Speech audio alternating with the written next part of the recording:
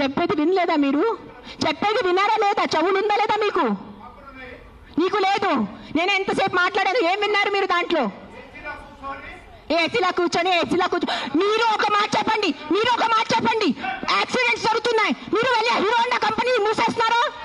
మీరు మూసేస్తున్నారా? బజాజ్ కంపెనీ మూసేస్తున్నారా? నో, ఏదో ఒకటే నోరు తెరిచి మాట్లాడుతున్నారు సెన్స్ లేకుండా. ఎంత చెప్పండి మీరు. 1 సెకండ్. ఈ రోజు యాక్సిడెంట్స్ జరుగుతున్నాయి, యాక్సిడెంట్స్ కోసం మీరు Maruti company, Hero Honda company అడుగుతున్నారా? నాకు అడిగే ఏ హక్కు ఉంది మీకు?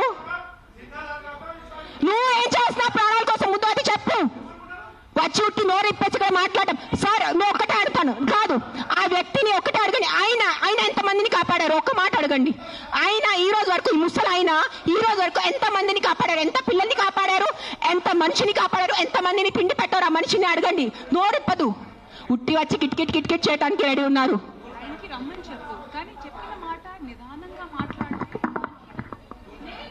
ఎవరైనా జర్నలిస్టులు కానీ ఎవరైనా అడగాలనుకుంటే ఒక పద్ధతిగా అడగటం, ఒక రెస్పాన్సిబుల్గా అడిగే విధంగా ఉండాలండి. అడిగే క్వశ్చన్లోనే రెస్పాన్సిబుల్. మీరు చెప్తారా సార్? ఇప్పుడు ఆయన ఎవరు ఉన్నారనేది please, I mean with all due respect,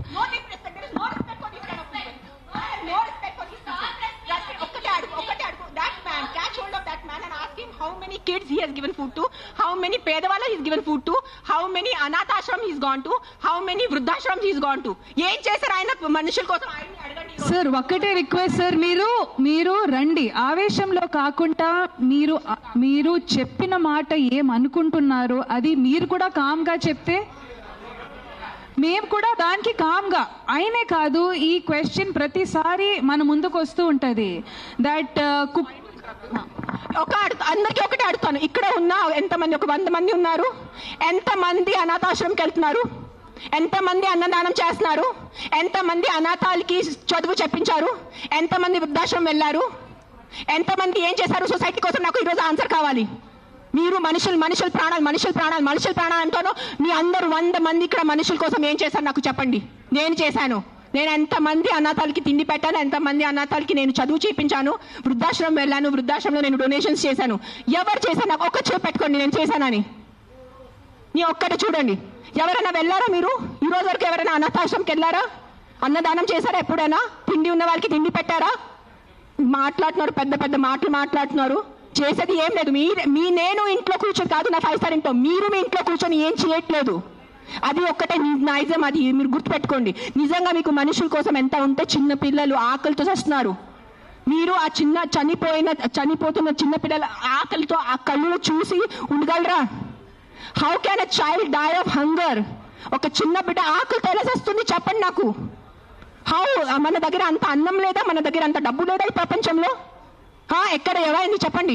నాకు ఎంత ఉంది, నేను చేస్తున్నాను. నాకు తెలుసు, నా పక్కన ఉన్న వాళ్ళకి తెలుసు. నేను ఎంత చిన్నప్పటి నుంచి చేసేస్తున్నాను, ఈ రోజు కాదు. నేను ఎప్పుడు ఇంత గట్టిగా ఎప్పుడు ప్రెస్ కాన్ఫరెన్స్లో మాట్లాడలేదు.